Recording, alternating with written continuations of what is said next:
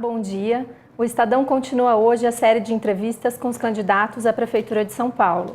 O entrevistado de hoje é o prefeito e candidato à reeleição pelo PT, Fernando Haddad. Bom dia, prefeito. Muito bom dia. Ele tem 53 anos e, além de prefeito de São Paulo, já foi ministro da Educação entre 2005 e 2012. Também participarão dessa entrevista os repórteres de política Pedro Venceslau e de Metrópole Adriana Ferraz. Bom dia. Bom dia. Bom dia. Prefeito, uma das questões que ainda divide um pouco o PT com relação à sua campanha é a menção ao processo de impeachment contra a presidente Dilma Rousseff e a tese de golpe ou não. Eu gostaria de saber se essa questão será abordada na sua campanha. Olha, eu penso que nós temos que aproveitar o horário eleitoral, que é uma coisa importante que o Brasil construiu, para discutir muito as propostas sobre a cidade. Então nós temos hoje um programa municipal de mobilidade urbana, faixas de ônibus, ciclovias, calçadas para pedestre, segurança no trânsito, melhoria dos congestionamentos, saúde, redução da fila, creche, redução da fila. Então você tem que se dedicar agora aos temas que afetam diretamente a vida do eleitor, do cidadão. É óbvio que nos debates, lateralmente, esse assunto vai surgir e, como eu tenho feito em todas as entrevistas, eu sempre abordo e dou minha opinião sobre os temas nacionais. Mas o nosso foco no programa eleitoral de rádio e TV vai ser divulgar o trabalho que nós fizemos. Nós contamos com muito pouco dinheiro para publicidade, então é uma oportunidade de a gente divulgar o nosso trabalho nessas áreas todas, cultura, direitos humanos e as citadas, e promover as ideias que vão continuar mudando a cara de São Paulo. Então eu acho que o eleitor espera isso dos candidatos. E, obviamente, ninguém vai escapar de responder a pergunta sobre os temas nacionais. O senhor pretende convidar a presidente afastada Dilma Rousseff para participar da sua campanha, gravar no horário eleitoral e eventualmente até subir no seu palanque? Olha, em 2012, eu era, apesar de ter sido ministro da Educação, um dos mais longevos da história, passei 8 anos no Ministério da Educação, quase 7 como ministro. E ter sido conhecido por programas de repercussão nacional, quem é que não conhece o ProUni, a expansão das federais, das escolas técnicas, o FIES sem fiador, o novo Enem, o SISU, tudo isso, o piso nacional do magistério, tudo isso é da minha gestão. Só que eu não era conhecido. As minhas propostas e meus programas eram conhecidos, mas eu não. Nesse caso, terceiros apresentarem o candidato faz sentido.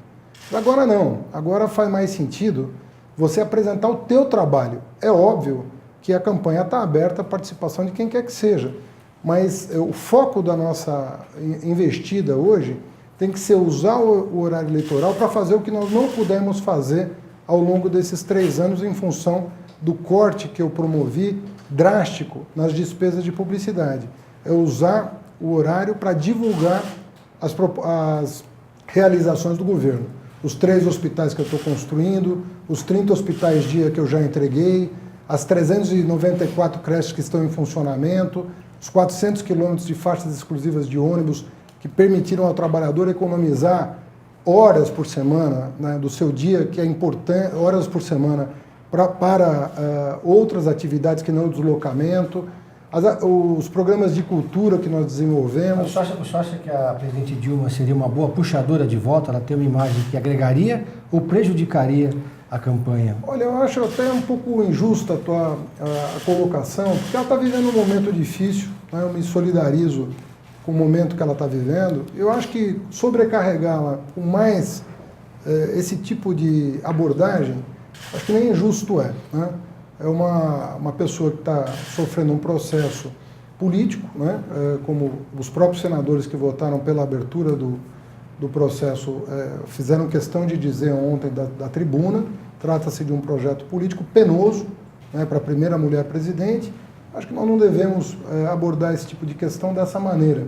Acho que é um pouco desrespeitoso lidar com um drama desse, pensando o que dá voto e o que não dá. E o ex-presidente Lula? O senhor pensa em trazê-lo também? O presidente participou da minha convenção, normalmente, né? Por que a Dilma não foi na convenção? Eu não sei. Né? De novo, né? Acho que ela está vivendo um momento muito difícil. Eu acho que esse tipo de abordagem, para uma pessoa que está vivendo o drama que está vivendo, eu acho um pouco exagerado. Vamos. O senhor considera o presidente interino Michel Temer golpista? Olha, eu já falei várias vezes sobre esse assunto. Eu acho um grande casuísmo que está acontecendo, né? Esse processo é um processo que, se fosse levado a termo em relação às contas dos governadores, nós teríamos aí pelo menos 10, 12 governadores que teriam que ser afastados do cargo pela mesma razão que a presidenta Dilma está sendo afastada. Então, não me parece de bom tom o que foi feito. Sim ou não? Um vice se insurgir contra a cabeça de chapa, né? Mas então, golpismo.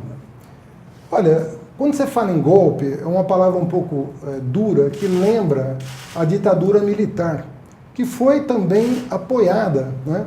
Inclusive pelos meios de comunicação, apoiaram o golpe militar. Então, o uso da palavra golpe lembra armas, lembra tanques na rua, lembra o encarceramento injusto de pessoas que foram submetidas à tortura. Então, mas eu considero que o processo não está seguindo o rito previsto na Constituição. Prefeito, falando um pouco de política, mas agora na esfera municipal, o Ministério Público Estadual abriu uma investigação para apurar desvios no Teatro Municipal. Estima-se que tenham sido desviados cerca de 15 milhões do teatro durante a sua gestão, no seu governo, de 2013 para cá. Um dos investigados é o seu secretário de Comunicação, Núzio Bruguglio Filho. Eu gostaria de saber por que o senhor o mantém no cargo, diferentemente do que o senhor fez em 2013, quando também o secretário do senhor, Antônio Donato, era secretário de governo, hoje é presidente da Câmara Municipal, vereador, o senhor o afastou. Por que o senhor tomou medidas diferentes dessa vez? Bom, em primeiro lugar, esse é o governo que mais combateu a corrupção na história da cidade. Eu já recuperei de recursos desviados da administração Maluf Pita 145 milhões da água espraiada e da gestão Serra Kassab 133 milhões da máfia do ISS. Então são 278 milhões que estão em caixa recuperados de administrações anteriores. Criei uma controladoria que é exemplo nacional, inclusive elogiada pelos meus adversários, que pretendem manter a linha de combate à corrupção.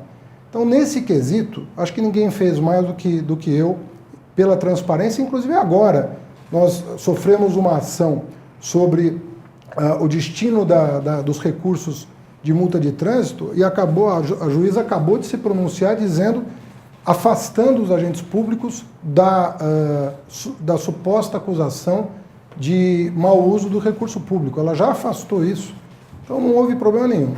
Segundo lugar, eu não demiti o Donato. O Donato pediu afastamento e teve o seu processo arquivado agora, recentemente. Ou seja, foi injusta a acusação que se fez contra o Antônio Donato em 2013 e só 3 anos depois é que se ficou comprovado que ele não tinha nada a ver com aquilo. Não há nenhuma acusação formal contra o secretário a que você se referiu e eu não cometo injustiça. Quando eu tiver que afastar alguém, porque eu formei convicção de que a pessoa errou, eu afasto como já fiz com vários. Você se arrepende de ter permitido a saída do Donato naquele ano? O Donato é que pediu o afastamento. Bom, mas o prefeito é o senhor, né? O senhor também tem... Na ocasião, eu pedi a ele para ficar. Mas eu entendi que ele queria, para preservar a administração, se afastar em busca da justiça que foi obtida. Em relação ao Teatro Municipal, desculpa corrigir a sua informação, quem descobriu o desvio foi a controladoria que eu criei e os 2 que desviaram, o Herência e o Nacket, foram afastados imediatamente. Não, a informação é que o Ministério Público investiga, isso está correto, né? Investiga, o Ministério Público investiga. Veja bem, depois que foi descoberta a fraude, você leva para o Ministério Público tomar as providências criminais cabíveis. Na máfia do ISS, não é a prefeitura que processa. Quem processa criminalmente é o Ministério Público. A prefeitura, o papel da prefeitura, no caso, é reaver o dinheiro desviado. E, de novo, essa administração não só é reconhecidamente a que mais combateu a corrupção, como é a única da história recente que recuperou dinheiro desviado de administrações anteriores. Então, nesse particular, eu acho que até os meus adversários têm tido o cuidado, né, que nesse momento em que todo mundo acusa todo mundo, eu reconheço que os meus adversários têm tido muita prudência em falar disso, porque eu sou considerado por todos uma pessoa honrada e não vou admitir nenhum tipo de comentário a respeito da minha conduta, porque a minha conduta é absolutamente reta e isso não está em discussão. Perfeito. A ex-prefeita e senadora Marta Suplicy disse aqui, na entrevista para a TV Estadão, que pretende levar para a sua campanha o melhor do PT e do PSDB. O senhor acha que ela conta com esses dois, digamos, ativos políticos? Olha, eu acredito que não. A Marta, eu acho que a aliança que a Marta fez com o Temer e com o Kassab em troca da legenda é uma coisa que também vai ser discutida, né? A Marta foi ministra do Lula, ministra da Dilma, foi 5 vezes candidata majoritária, né, senadora, 3 vezes candidata a prefeito, 1 vez a governadora. Eu, enfim, não gosto de fulanizar política, mas eu penso que esse gesto de fazer essa aliança em troca da legenda é uma coisa que causa, no mínimo, espécie nas pessoas. Ela pretende explorar o que foi a gestão dela. Você acha que a gestão dela na Prefeitura de São Paulo foi dela ou do PT? O PT também teria o direito de usar o que podemos chamar de legado da Marta na campanha? Olha, às vezes a pessoa é um pouco personalista, né? Não funciona em equipe, né? É a mesma coisa que eu dizer que o meu legado no Ministério da Educação é meu, né? Vou falar, eu que fiz o ProUni, eu que fiz o piso no... Eu não falo isso porque não acho que as coisas se passam assim. Acho que o PT teve 3 administrações e eu penso que foi uma melhor que a outra, né? Então, eu entendo que se você comparar as 3 administrações do PT com o que veio depois, não tem termo de comparação. A segunda, que foi a da Marta, como é que o senhor avalia? Eu acho que a gestão da Marta foi uma gestão importante para a cidade e, enfim, ela foi derrotada pelos erros que cometeu. Ela própria admite hoje que cometeu muitos erros, sobretudo na segunda metade do seu mandato. De fato, ela cometeu, naquele período, alguns erros que causaram inquietação na população, mas isso ela já reconhece e é do jogo, né? O senhor prefeito, o senhor acha que cometeu alguns erros durante os 3 anos e meio de gestão? Olha, nós vamos discutir, nós vamos abrir a campanha agora, porque nesse momento o papel dos adversários fazerem a crítica. O meu papel é apresentar um trabalho. Eu não conheço prefeito que abriu 3 frentes de obra para fazer hospital na cidade. Eu não conheço nenhum prefeito que fez 400 quilômetros de faixa exclusiva priorizando o transporte público como eu Tem 3 promovi. hospitais em obras ou 2? Brasilândia e Parelheiro. Em e obras. Um já entregue, né? Um já está Sim, entregue. obras... Né? São 3, sendo que um já está entregue. Obrigado pela lembrança. 394 creches em funcionamento, fora as que estão em obras. Eu coloquei quase 100 mil crianças na educação infantil em 3 anos. Não tem precedente isso.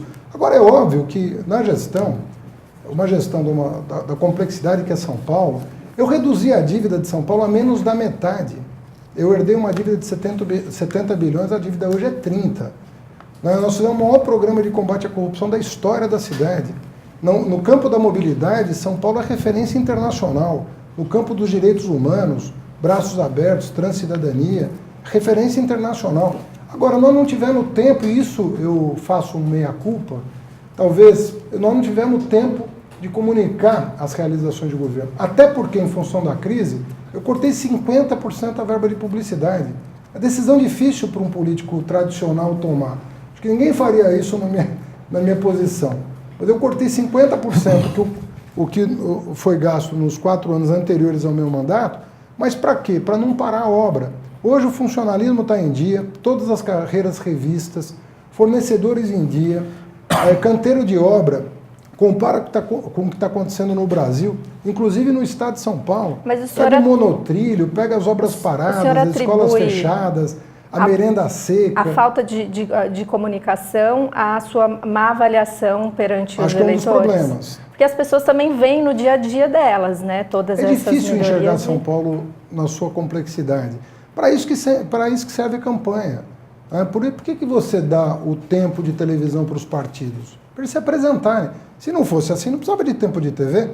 Se as pessoas não fossem, eventualmente, mudar seu posicionamento sobre o que pensam quando são expostas às realizações, Fui o prefeito que mais investiu nos últimos 20 anos. 17 bilhões de investimento.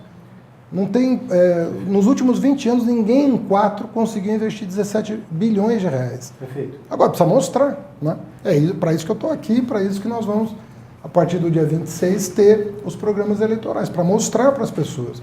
Agora, obviamente, democracia é isso. Você mostra, a pessoa decide, mas a oportunidade de mostrar é muito importante. Né? Perfeito. Ontem o STF manteve a candidatura do Celso Russomano à Prefeitura de São Paulo. Muita gente achava que ele não seguiria como candidato, já haviam até traçado estratégias e cenários sem a presença dele. Quem o senhor acha que sai mais prejudicado com a presença dele? As pesquisas dizem que supostamente a Marta Suplicy cresceria com a ausência do Russomano. Outros analistas avaliam que ele disputaria mais o voto com o PT na periferia de São Paulo. Qual que é a sua análise? Olha, na verdade, no meu caso específico, eu não acredito muito nessas análises. Eu vou te explicar por quê. Quando você é governo, a tua única missão numa campanha é mostrar o que você fez e a tua visão de cidade. Eu tenho uma visão de cidade que eu consigo defender, né, com dignidade. Eu tenho uma visão da cidade que prioriza o transporte público. Então, eu tenho uma visão de cidade que ajuda o estudante e o idoso a não pagar passagem, passe livre para o estudante, passe livre para o idoso. Eu tenho uma visão de cidade que diminui os tempos de atendimento no SUS. Ao invés de você esperar 180 dias para fazer um ultrassom, hoje você espera 90. Tá bom? Não, tá bom. Precisamos continuar trabalhando para diminuir ainda mais essa espera. Então, eu tenho uma visão de cidade que eu vou defender. As pessoas têm que defender a sua visão de cidade. Eu não acredito nessa questão do personalismo. A pessoa se apresenta e ganha ou perde uma eleição em função, né, da imagem que fazem dela. O que eu acredito é que as pessoas vão decidir o voto a partir de um projeto de cidade. Eu acredito no projeto que eu lidero. Então, quando você tem essa convicção, independe com quem você está concorrendo. Já concorri com o Russomano em 2012. Até ele ficou chateado comigo, porque eu discuti uma ideia dele que me parecia equivocada, de cobrar menos passagem de ônibus de quem mora mais perto do centro. Eu imaginei que isso fosse prejudicar muito as pessoas que moram na periferia. E as pessoas da periferia entenderam também que essa ideia não era boa para a cidade. Não, sabe, foi um questionamento não de ordem pessoal. Não fiz nenhum ataque pessoal ao Russomano. Falei, olha, eu não concordo com essa ideia dele. Isso é uma ideia ruim. Você pagar de acordo com a distância.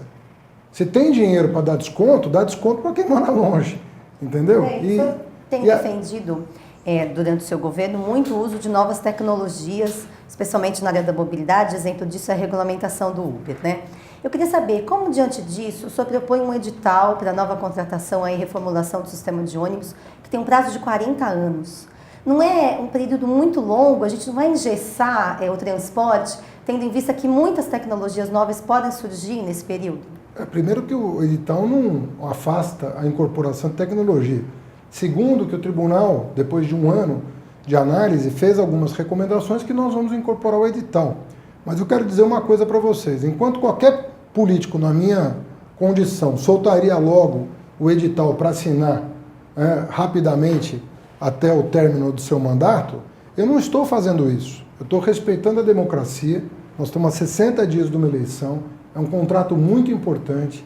Tem as recomendações do TCM que precisam ser discutidas pela sociedade. E eu, por prudência, avisei o TCM que eu vou aguardar a eleição para reabrir a discussão sobre o edital. Porque uma coisa que eu critiquei muito na gestão passada é que eles saíram assinando contratos no último semestre. Contratos muito questionáveis. Foram assinando contrato. Eu não vou fazer esse tipo de coisa porque eu acho errado. Você não pode, nos últimos 6 meses do seu mandato, assinar um contrato de 20 anos. Então, se tem discussão para fazer, vamos fazer. Eu não vou sair... Você vai mudar o prazo, então, prefeito? Essa é uma das recomendações. Não vai ser mais 40 anos. Essa é uma das recomendações. Não é 40, é 20. Né? Era 15 e passou para 20. Né? E o tribunal quer que volte para 15. Não tem problema. O senhor tem uma avaliação muito baixa, principalmente na periferia, né? Como que o senhor pensa em dialogar com esse eleitor durante a sua campanha? Olha, de novo, né? Eu tive pouca verba para publicidade e, de fato, a pessoa da periferia é a pessoa que tem mais dificuldade de acesso à informação pela sua rotina. A pessoa acorda mais cedo, dorme mais tarde, tem 3 jornadas, né? Sobretudo as mulheres. Nós vamos ter uma oportunidade agora de discutir. Eu fico me perguntando, qual é o trabalhador que pega ônibus que não ganhou tempo? Será que essa discussão foi feita? Por onde eu comecei o maior programa de iluminação pública do mundo, que é a iluminação LED. Hoje você tem LED 100% em Cidade Tiradentes, Sapopemba, Guaianazes, Jardim Helena, Jardim Ângela, Heliópolis. Esses são os bairros que começaram com a mudança de LED. Não tinha se colocado uma lâmpada LED na periferia de São Paulo até eu assumir. Hoje tem 90 mil luminárias LED, 15% do todo o parque já está com LED. Até o final de 2019, 100% da cidade vai estar em LED. Você economiza 50% de energia e melhora a vida das pessoas à noite. A conta não caiu, né, prefeito? Por que a conta de luz A ainda conta não caiu? caiu de 18 para 13 milhões e a cada troca de lâmpada é informada a Eletropaulo. Não foi o que a assessoria do senhor disse para a gente ontem. A gente publicou uma reportagem que diz que a prefeitura ainda não informou a Eletropaulo os pontos de luz de LED e por isso a gente não está economizando na conta. Não, primeiro que quando a conta é abatida retroativamente. Você informa a Eletropaulo a data que você trocou a luminária, que isso está tudo registrado. Você fez a troca da luminária, você pode se tranquilizar, porque informada a Eletropaulo, ela faz a conta retroativa e estorna das contas futuras. Isso vai nos permitir 50% de economia. Não trocaram uma lâmpada de LED na periferia em toda a história da cidade. O LED está disponível há 20 anos. Não se trocou uma lâmpada na periferia. Pergunta hoje para o morador de Cidade Tiradentes como é que é a vida dele à noite. Mudou. Mas os seus adversários te criticam muito, dizem que o senhor é um prefeito de gabinete, que o senhor não vai até a periferia. Olha, só para inaugurar a creche foram 394 vezes que o governo teve na periferia. Quem está se gabando de ter ido à periferia foi 50 vezes a turismo. Eu não vou a turismo na periferia. Eu vou entregar a obra, eu vou entregar o hospital, vou entregar a creche, vou entregar a luminária LED, vou entregar corredor de ônibus, vou entregar a faixa. A quem o senhor se refere que fez turismo na periferia? Eu não gosto de fulanizar o debate. Prefeito, o seu governo aumentou cerca de 60% o número de radares na cidade. Consequentemente, o número de multas praticamente dobrou. Porém, a equipe que fiscaliza a transferência de pontos dessas multas entre os motoristas, ela não foi ampliada. Consequentemente, há um número muito grande de motoristas que estão temendo aí perder a carteira de habilitação, porque não conseguiram a tempo transferir esses pontos ou mesmo recorrer das multas. Isso não é punir 2 vezes o motorista que já foi multado? Como é que o senhor vai resolver essa questão? Não consigo. Primeiro que eu não considero a multa uma punição motorista. Eu considero a multa uma punição infrator. 5% dos motoristas da cidade de São Paulo respondem por 50% das multas na cidade. Repito, 5% dos motoristas da cidade respondem por 50% das multas. Agora, não é melhor olhar pelo outro lado? Nós temos 9 mil feridos a menos na cidade de São Paulo. 9 mil feridos a menos em um ano. Nós temos 250 mortos a menos na cidade de São Paulo em um ano. O Brasil tinha 4 cidades entre os piores trânsitos do mundo.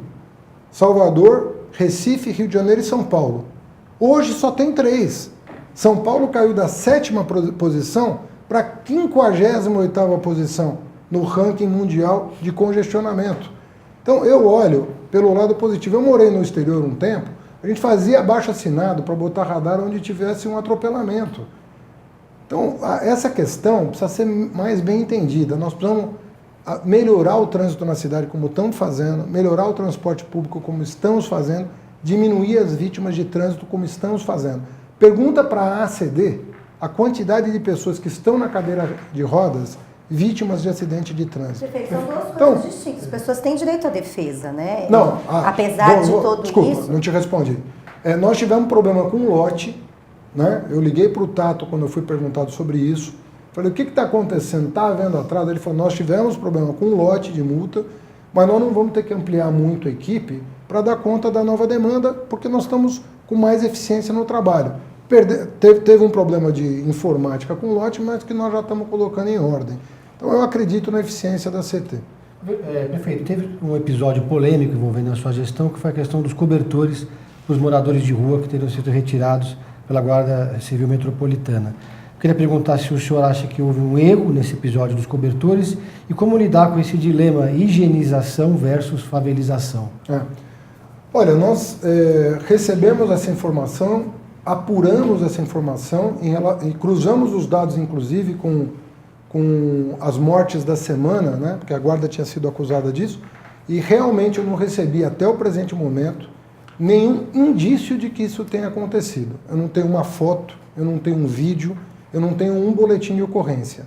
Então é muito difícil. Eu estou falando, nós demitimos 38 guardas civis metropolitanos ao longo da gestão. 38 de 6 mil.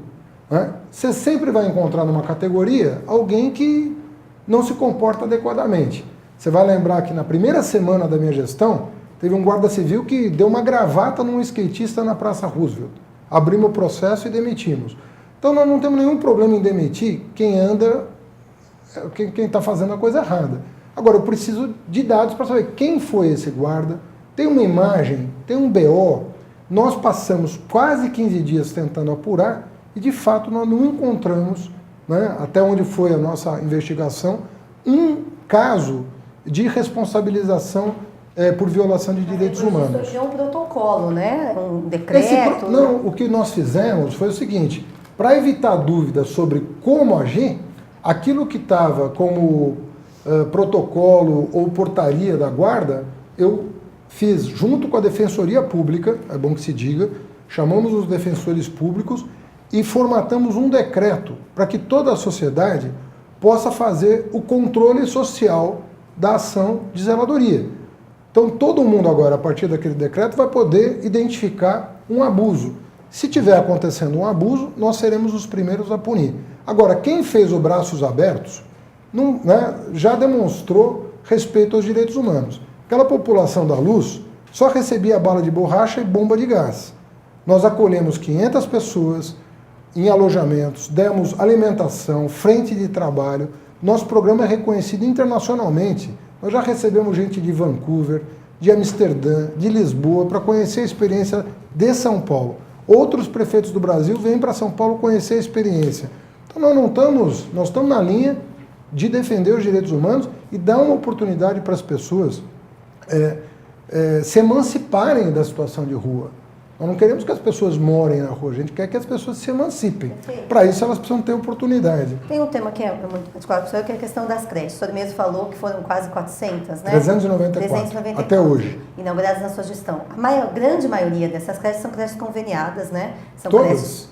Não, há algumas indiretas e diretas nessa conta do senhor ou não? Não, todas as nossas creches hoje são conveniadas. Tá, ok. Ou seja, uma entidade parceira que faz a gestão. Nas creches conveniadas, os professores infantis que trabalham, eles recebem menos do que os professores concursados que trabalham na rede direta. E trabalham mais. São 10 horas a mais por semana e cerca de 40% a menos de salário. O senhor que defende tanto a questão da educação, ex-ministro da educação, como é que o senhor vai fazer para equiparar esse salário, para ser justo com esses professores que fazem o mesmo trabalho na rede e que são muito mais numerosos? Olha, esse é um problema grave a ser enfrentado e que não é de fácil solução. Quem quer que diga aqui que vai resolver isso de uma maneira fácil, está mentindo para a sociedade. Porque os custos de uma eventual equiparação seriam desproporcionais à capacidade que o município tem hoje. O que nós temos que fazer? Primeiro, nós temos que terminar com a fila. Eu estou abrindo 2 creches por semana na cidade de São Paulo. Repito. Só não está construindo, né, prefeito? São creches particulares, né? Vamos deixar isso claro. Nem seria possível construir 2 creches por semana. Então nós estamos alugando espaços, adaptando o espaço, mas se você visitar as creches conveniadas, eu garanto para você que você colocaria o teu filho numa delas. Eu colocaria um filho, um neto numa delas. Não devem nada para a rede privada, pelo contrário, está tendo migração das creches privadas para as creches da prefeitura conveniadas. Prefeito. São 10 horas por dia de atendimento, 5 refeições por dia na creche, não tem merenda seca na rede municipal, e ao contrário do que estão fazendo por aí, fechando a escola e dando bolacha para os nossos jovens, nós estamos melhorando a merenda com produto orgânico, oferecendo 5 refeições na creche por dia e atendendo 10 horas por dia para que as mães possam deixar em segurança os seus filhos e fazer a sua jornada de trabalho ou de estudo. Tem muitas mulheres que são jovens estudantes, mas já mães, que precisam do suporte do poder público para continuar os seus estudos. A gente precisa encerrar, infelizmente. O senhor gostaria de fazer alguma consideração final? Agradecer a oportunidade, acho que de debates desse nível que nós estamos precisando.